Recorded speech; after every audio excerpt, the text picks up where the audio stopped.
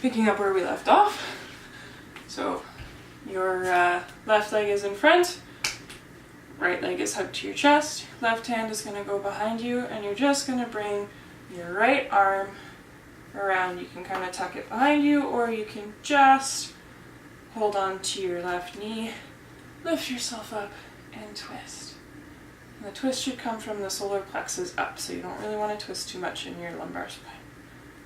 And breathe. Inhale and exhale. Inhale and exhale. Bring yourself forward, gentle counter twist.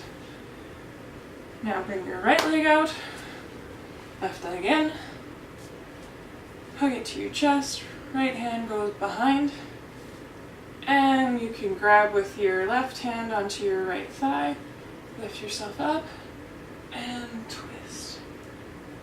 Inhale and exhale.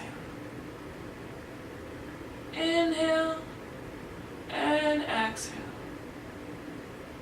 Inhale and exhale. Bring yourself forward. Just a gentle counter twist.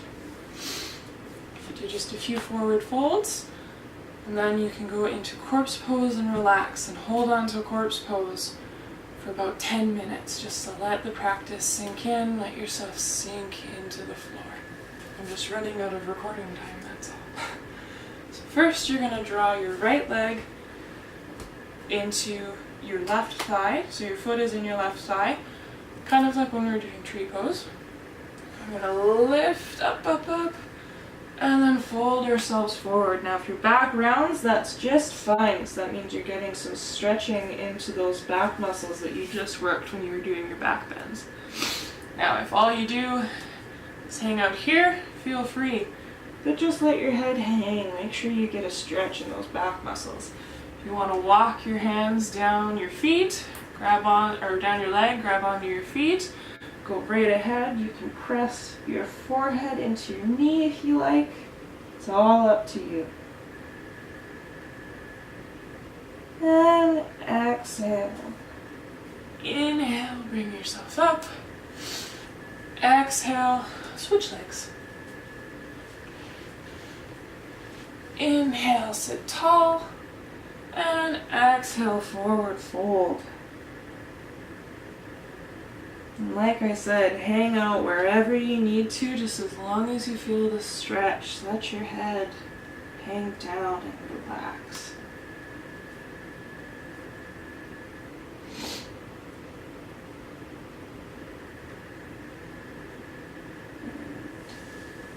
Exhale. Inhale, draw yourself up. Now we're going to do bound angle pose. A lot of people know this as butterfly.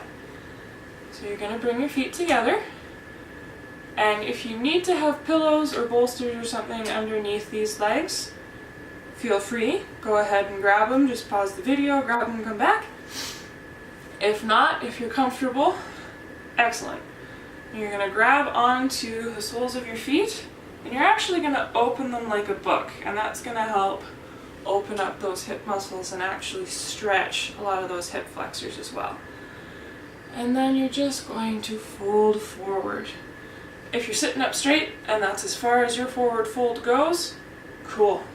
If you want to kind of roll yourself forward just to get that stretch in your back, perfect. If you can fold forward farther and start to draw your head towards your toes, even if your head never reaches your toes, you're getting the stretch, you're doing the pose, and that's exactly what we're looking for. Inhale and exhale. Inhale and exhale, fold just a little bit farther. Inhale and exhale. Inhale, you can bring yourself up. Use your hands to bring your knees together, because we just opened up the hips. We don't want to have to strain them to bring them back together. And now you get to come into Savasana, or corpse pose. You get to just relax. So to come into corpse pose, you're going to have your feet about mat width distance apart.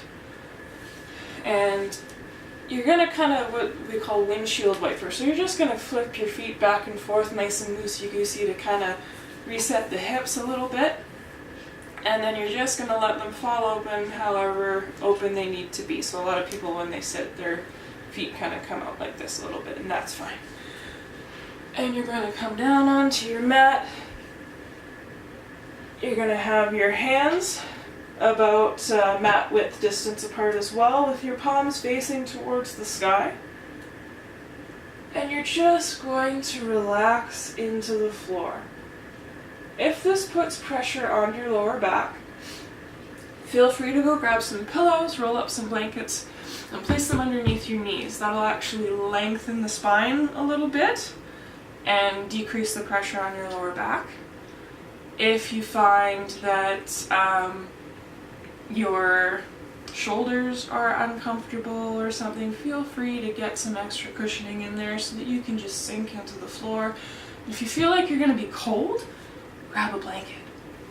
When you're ready, you're just going to hang out and you're going to breathe and let yourself sink into the floor, into the earth, and relish in the feeling of everything that you just did and really enjoy the feeling that you just did.